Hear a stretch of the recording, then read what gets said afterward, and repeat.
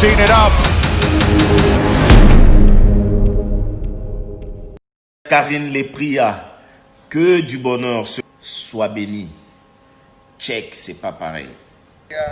Ekrina TV ya Mama Karine c'est Fulami déjà. Bokoto,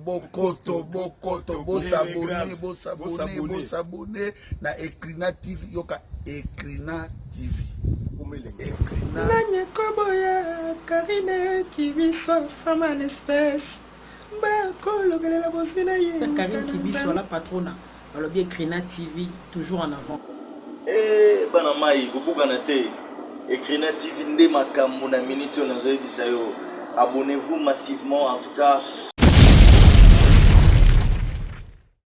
Azali juste été bon. Est-ce que nzamba koka lo sombo la bino penda mokolo lelo? Olobi mingi balobi Vital Kamerhe aza juste été. C'est même nzamba yo kaka bonele ya siko bazali juste. Yo tokenda na optique na bango. Bo bana ko ndenge yoka mawana nzambe. Ndenge toza biso nyonso tokoya wana.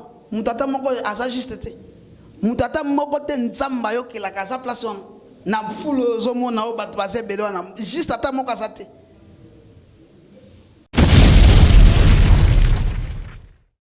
Vital Kamerhe a détourné bon. Avocat de la République à Kéalobi, vous n'allez pas nous échapper. Coûte que coûte, il faut vous condamner. Sans preuve. À quel sous Moussika à lobby, ici ne sont pas venus ici pour des preuves matérielles. Mais il faut qu'on condamne. C'était un complot. Yensa yo kaka yango a comprendre ka yango asala ka communiquer à liso. Utaki na idée parce que tu banda ko mingi ba. Te omoni collection banda ko bela bango ba betaki penza alamba bi. Caméra moyibi. Na moya lelo Congolais nyons yango biso to lokaka audience à la publique. Congolais nyons à comprendre que dossier Vital les actes de dossier moko tellement éminemment politique.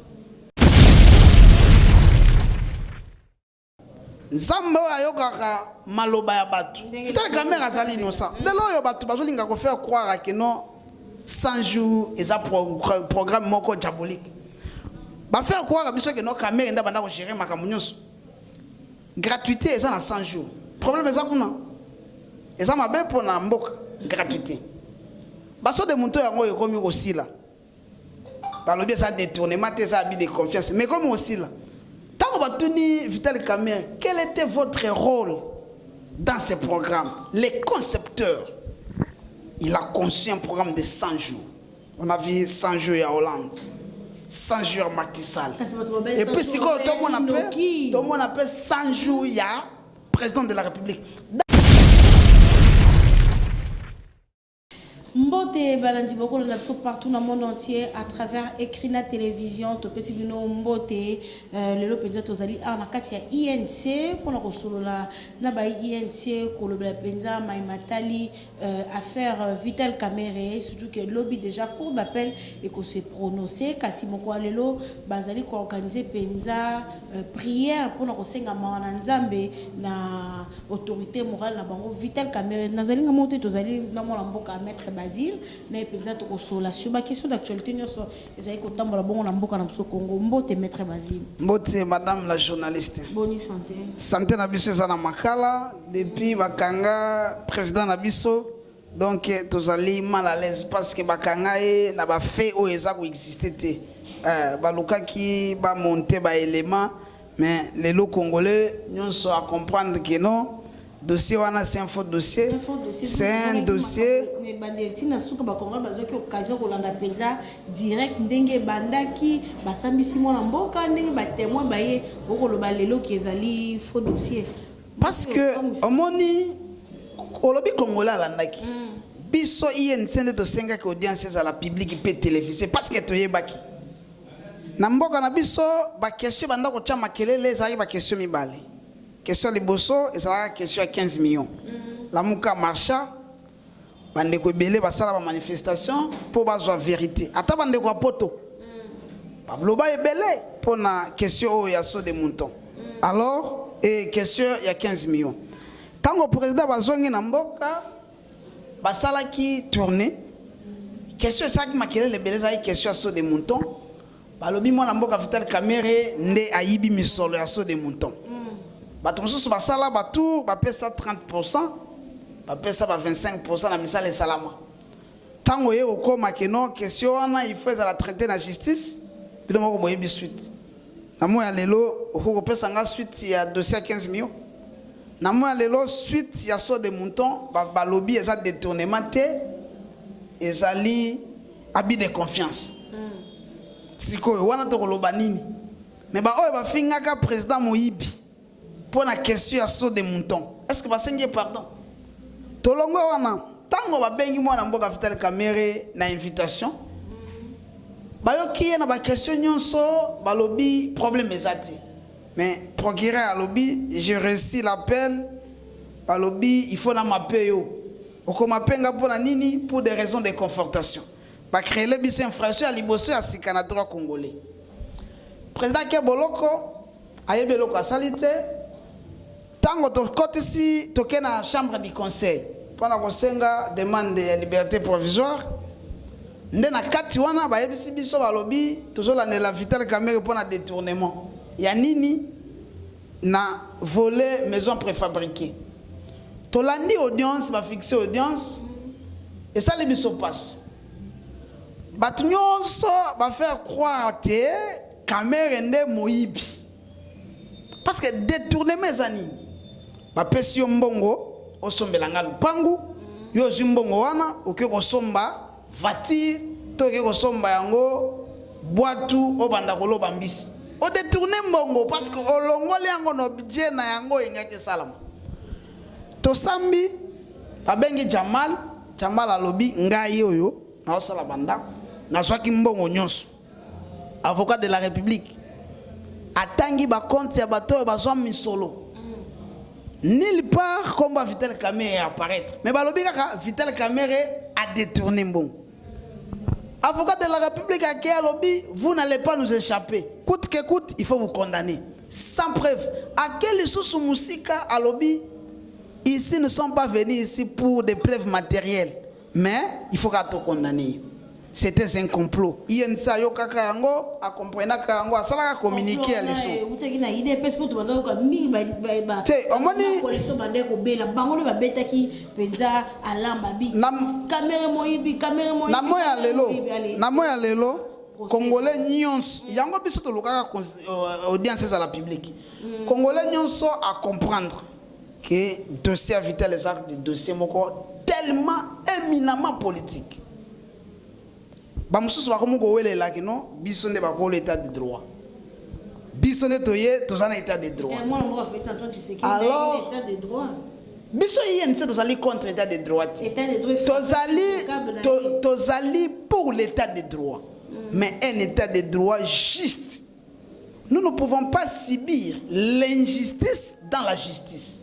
Pour la nini bakangi balobi yuma ya comparaître yuma sakenda balobi DG aux Ephraim batindi le mandat d'amener asaya récemment batindi mandat de comparution pour l'ancien ministre des finances akei ezaka état de droit état de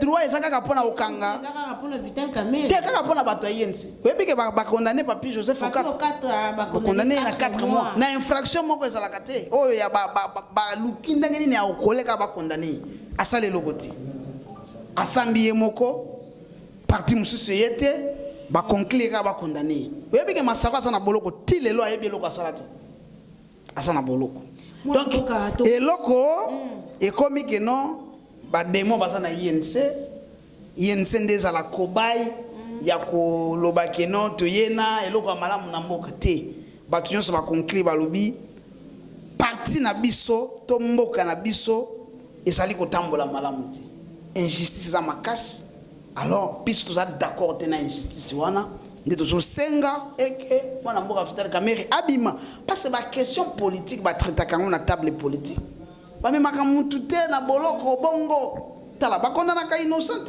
makila na ye to voix na ye eloba maka yango tolobi nzambe oyo biso tozali ko sambela nzambe oyo ayokaka maloba ya bato Vital Kamerhe azali innocent lelo oyo bato bazolinga ko faire croire que non 100 jours eza programme moko diabolique ba faire croire biso que non Kamerhe nda banda ko gérer makambo nyonso gratuité eza na 100 jours problème eza kuna eza mabe mpona mboka gratuité baso de moto yango ekomi kosila balobi eza détournement te eza abus de confiance mais comme osila ntango batuni Vital Kamerhe quel était votre rôle dans ce programme? Les concepteurs, il a conçu un programme de 100 jours. On a vu 100 jours à Hollande, 100 jours à Macky Sall.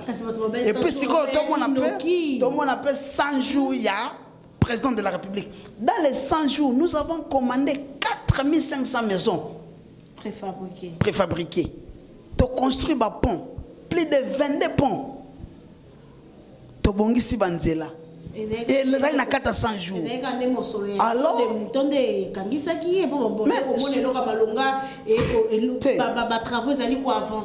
la République démocratique du Congo, ce n'est pas la ville de Kinshasa. Et puis, il y a un de moutons. Tant qu'on va s'ambisser de moutons. Vital Kamerhe a-t-il comparaître à qui ni témoin. Précision. Dans le procès 100 jours volé saut de montée Tchamakelele. Atikal Koya, ni témoin, ni comme coordonnateur, il y a un programme à 100 jours, ni comme l'ordonnateur de dépenses. Ce sont des questions de taille. Nulle part, Vital Kamerhe a été cité même comme témoin. Dans les volets, 100 jours, on a volé à saut de mouton. Mais la question qui a fait trop de bruit, c'était ça. On comprendrait. Place de toujours une question il y a Vital les politique. Deux poids deux mesures. Moi la boka na katiote. Lelo to ko mona bino bo sangani pour ko sa penza prière pour ko senga ma nzambe lobi déjà cours d'appel ko se prononcer. Prière na bino to bi ke nzambe bazali wana akoyoka ba prière ba deux bazali juste. Mingi ba lobi ke Vital Kamerhe azali juste te bon est-ce que nzambe ko ka lo somo na bino penda mokolo lelo. Olobi mingi balobi Vital Kamerhe aza juste te. Siko. Yo tokenda na optique na bango. Ndenge yoka. Ndenge toza biso nyonso tokoya wana. Mutata moko aza juste te. Mutata moko te nzamba yokelaka aza place wana. Na fulo zomona o bato bazebele wana. Juste ata moko aza te. Nzambe akitaka esika ba juste bazali soki place to kozala wana soki 5 juste bazali nzamba ko ka prière na bango pe prière na bango ezali ke non mwana mboka Vital Kamerhe bisika za wana eza bisika na ete nzambe akota likambo na ye po abima Vital Kamerhe bolobi ke aza juste te na point nini parce que to landi audience el sika ta moko te o ba ola tsaka iba esa te montagne ni bo soka iba ki tokene na test na bango soka ibaki ayibai combien parce que Jamal alobi na zwa misolo nyonso natikali ko pesa ata enfrante atikali ko lobango te asa mundele les blancs bakosaka moi na passe esa moi critique na bango mundele akosaka moi na passe esa pe mundele alingaka te eloko moko boye salamaki na komba mutu mususu ba mama na komba mutu mususu. Vous avez vu comment Jamal était serein alobi makambo ya mbongo ngana Vital to tikala osolo ngote to tikali pe ko lobela yango te na tikali pe ko mona ete pour la question oyo ministre ya misambongo bakanga ete c'est là la boule te ministre ya finance Ariaf bakanga ete gouverneur ya banque oyo aloba mbongo ekende na compte ya Jamal bakanga ete président de la République na discours na esi la nation lobby j'ordonne en procédure d'urgence que tel travaux est à l'exécuter et le komoko salamate mais lelo yo Vital Kamerhe faut ka bakanga ye asali nini toyebite alors peuple à comprendre qu'ils allaient procès politique babi mesela biso mwana mboka Vital Kamerhe comme justice est le droit ou la justice est le na kombo ya peuple au nom la justice est rendue au nom du peuple ces peuples congolais là ont compris ils ont dit que biso peuple congolais to sengi comme justice est le na kombo na biso babi mesela biso mwana mboka Vital Kamerhe aya kosala musala na ye parce que tina moya lelo asa directeur de cabinet ya président mboka na kati yote lelo to komona avenir nini na kati ya INC to moni penza mikolo leki bato bakei ko sa derek kuna na PPRD to moni plus de 65 militant ya INC ba ke ko s'adhérer na PPRD après na sima to mona ki mona mboka Némi akendaki ko rendre visite na dirka ba chef de l'état kuna na makala ale na sima na to moni tala ba militant ya INC ba ke ko s'adhérer kuna na PPRD lecture ni perdre ko sa to mona kala kwa INC na PPRD e kabwana ngo penete bazali na mboka na kati na mibengaka mingi fils légitime ya INC. J'ai commencé l'INC de sa naissance jusqu'à ce jour. J'ai l'histoire de l'INC en tête parce que j'ai vécu plusieurs faits. Je peux aussi narrer l'histoire de la naissance de l'INC. Na bandi politique na INC, na kol na INC, yango na mi pesa kombo ya fils légitime de l'INC. Tango Ewanga, le secrétaire général ya INC à Longwaki, Bazaki Ebele, secrétaire général Ewanga à Longwe, secrétaire général adjoint chargé d'administration à Longwe, secrétaire général adjoint chargé de mobilisation à Longwe, président, il y a école du parti Bitakwir à Longwe. C'était une classe montante où on a décidé pour la INC. Totalité lobby parti Ekoufi. Président du conseil national, il y a parti à Longwe. Donc, Tolobi, mais parti d'ailleurs, président du conseil national à Kéi, par secrétaire général de Kéi, et puis, président, recteur de l'école du parti à Kéi, donc, va décider de Kéi. Tolobi parti Ekoufi. Tout ça, la réunion d'enseignement, biso ba jeune, tout ça, président aya, tout solo la nae. Tu es ça président. Tolobi, comme ba kabiliste bazali, comme ba moboutiste bazali, ba lumumbiste bazali, ba camériste pe bazali. Biso ba camériste bazali. Mais parti bango balongwaki, tout ça qui na opposition. Biso to komi na pouvoir. Tout ça alliance pour la première fois, alliance wana et biso tina pouvoir. Parti Koufate. Parti Koufate. À l'époque, il y a un ministre, mais il y a un ministre. À l'époque, il y a un DGT, il y a un DG. On m'a dit que parti dans 10 ans, parti Nabiso et Mati Makas. Alors, l'INC n'est pas né na PPRD. Et ça, il n'a pas perdu. Non. Le président a été humilié dans le PPRD sous prétexte que tout silicier, accueilli, carrière, il a pris du temps, il a raisonné, il a créé l'Union pour la nation congolaise. INC mon PPASIKA. Mukolo Tonga, Bissonne de Botolaka Tonga. Ah, dernièrement, il a benga biso ba coach. Vital, biso ba kolo Tonga, to Botolaka Tonga. Alors, Bakei, tu peux si bango chance, Bakende bisika Bakei, basala la partie na bango Bakei kosala, et puis Bakende kosala musala partie basala pe musala mboka. Mais l'INC, c'est une idéologie, le camérisme existe et le parti et on continue à okene. Lelo na moya lelo, ceux qui va citer 5 partis politiques, les mieux organisés, les mieux implantés. Tout ça qu'on a 10 ans. Tout ça na 4 ans. Soit cité à Liboso et Balé Gozalabiso. Alors, toujours banque la tête, on peut se faire une bonne chance. Maître Basile, tu as beaucoup de moquer dans cette émission. Maître Basile, les autres qui ont penza na monoko ba congolais, ming ba ko belé les sengeto qui na dialogue, et sengeto qui na transition beaucoup ko tambola malamoté, tout le monde peut kuna na palais du peuple ba 13 parlementaires ba bimi, hein, bazana ba ko belé ba bi et sengeto qui na ba réforme. Kasi ming ba ko ba mboko ko tambola malamoté, kasi ba congolais ba ko le ba bimi mboko ko tambola malamoté et sengeto qui na dialogue. Est-ce que nous INC vous allez penser pour tout contre dialogue on a obaimboka ba ko bela le sengeto qui na dialogue pour rien ne marche na République démocratique du Congo. Ah on a repris sa point de vue nanga personnel par si cette question l'INC dans les statuts pour INC dans les statuts pour na repris sa point de vue à parti. Ah on a repris sa point de vue nanga moko en tant que politicien, en tant qu'un jeune qui réfléchit encore pour ce pays. Au moni, ba Congolais to comme na culture moko bo.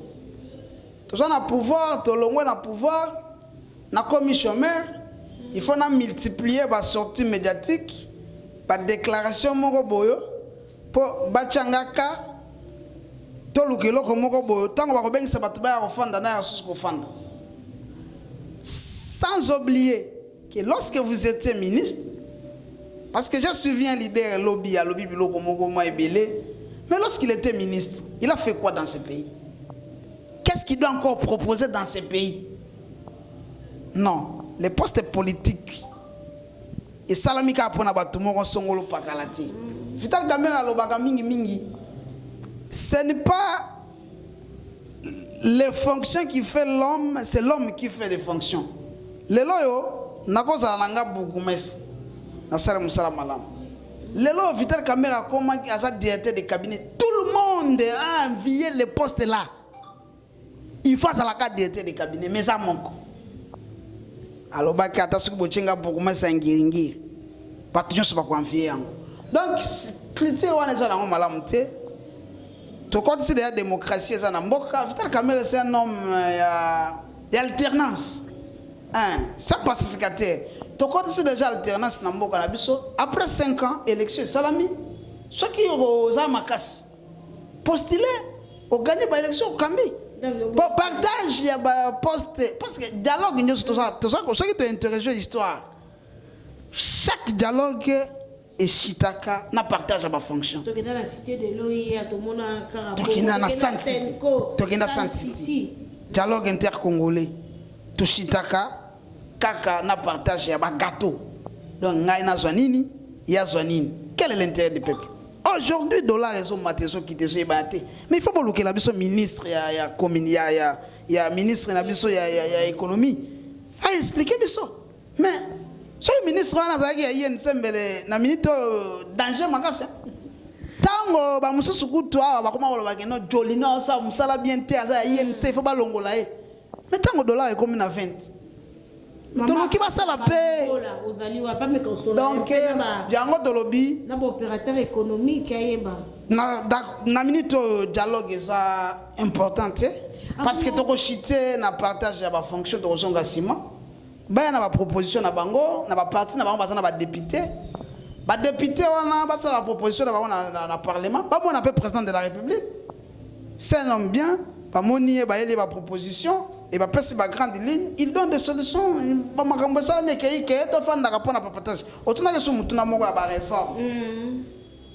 On doit réformer quoi? Là, l'électoral existe. 5 ans après, il faut tout ça à parce que tant que nous allons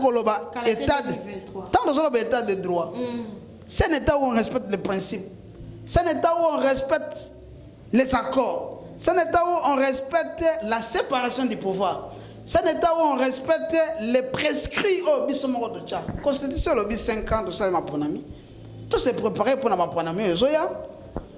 Nako linga na senga ke non ba proposition mingi comme parlement zali ba me mayango kuna batala nini ba kolongola nini ba ko bakisa na kata réforme wana mais pour entraver des processus normal ya ma ponami na mboka na biso.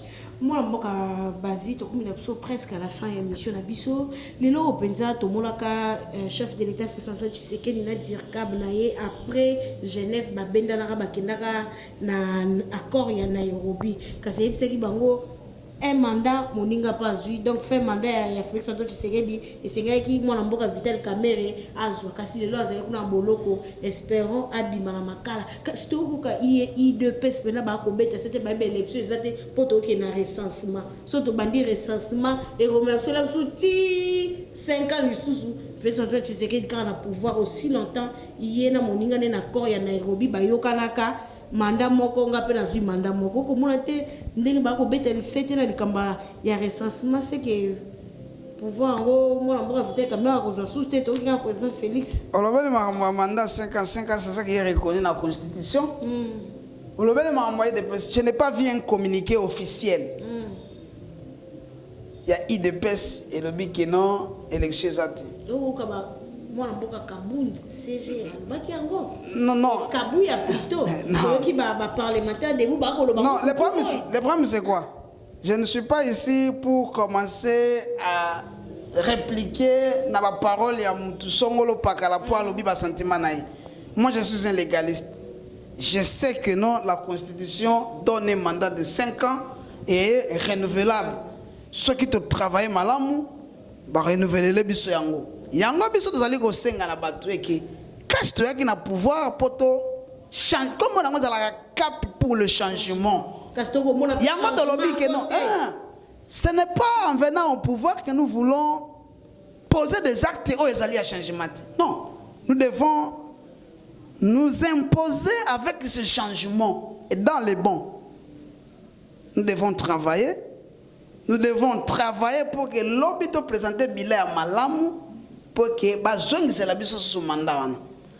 Au lobby question moi n'amboka Vital Kamerhe. Na minute on a pris l'option il y a tout se focaliser dans mingi mingi na dossier na ye.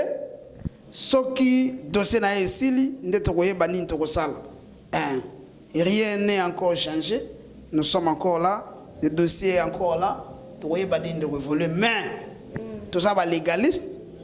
Tout ça na critique, il y a qu'on respecter les principes na biso, il y a qu'on respecter les accords na biso, il y a qu'on respecter le sous-soupe constitution na biso. Biso to kende libanda constitution te, je suis avocat, je ne peux pas kondima kolobela makambo eza illégal te. To soutenir biloko wana te. Moi personnellement, je ne peux pas les soutenir. To sengi, to travailler mingi mingi. Chez nous d'abord le boulot. Okoya bo lobby nazo luka mututel na kosengisa yo.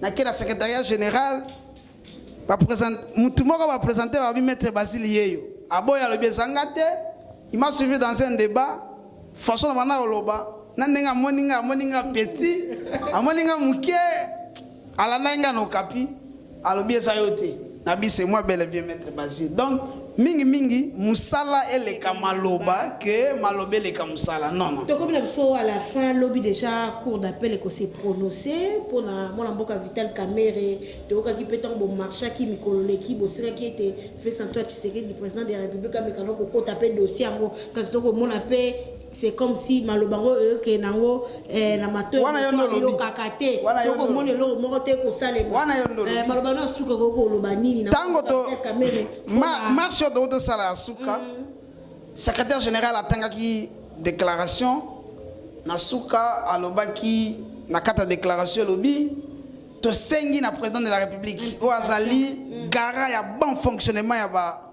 institution ayeba moyen ya ko s'imprégner na dossier ya directeur de cabinet na ye pour que to trouver solution ya malamu ndenge zawana lobby en faire ça continuer ba ko se prononcer lobby te ba ça continuer ko régulariser pour la régularité à procédure. J'espère qu'on a déjà résolu la question.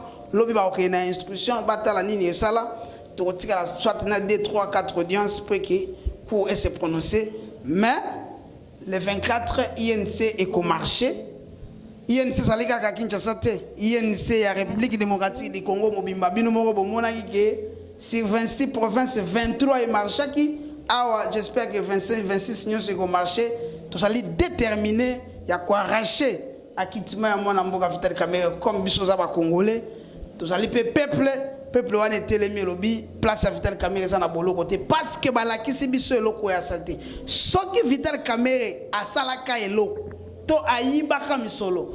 Moi personnellement, nangana défendre été, mais je ne suis pas convaincu.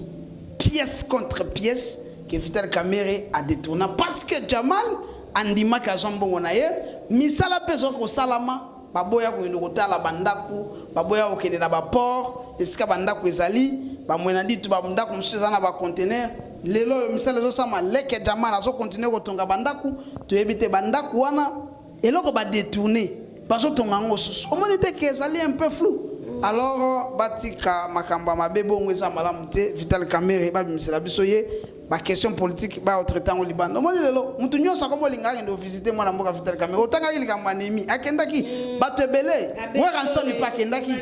Ouais ranson ni pas kendaki. Héritier azokoma lelo jeudi.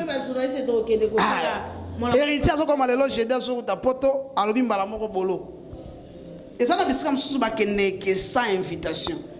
koluka te ke baya kobenga yo te batindela non soki moto abeli moto aza na matanga moto aza na problème bakende kotalaka ye sans problème bato ebele bakonvainki ke non vk bisika azali eza malamu te faut barendre visite et puis toza kofélicité bato banso bazoya korendre biso visite na moment difficile. Matondi mingi mon mboka maître Basile, merci na bonus bandaki so partout dans le monde entier à travers Ecrina télévision, to mec mon mboka maître Basile, azali maître avocat, azali moko na kati ya INC, parti cher ya mon mboka Vital Kamere, to lobela ki matali procès ya mon mboka Vital Kamere, ndenge cour d'appel et koluke se prononcer, ndenge pe mokola lelo ba ko sala penza prière pour na ko senga mawana nzambe ekita na mon mboka Vital Kamere to kombo na merci d'avoir été ma caméra Perro. Merci d'avoir été partout dans le monde entier. C'est les Tunga de Lausanne.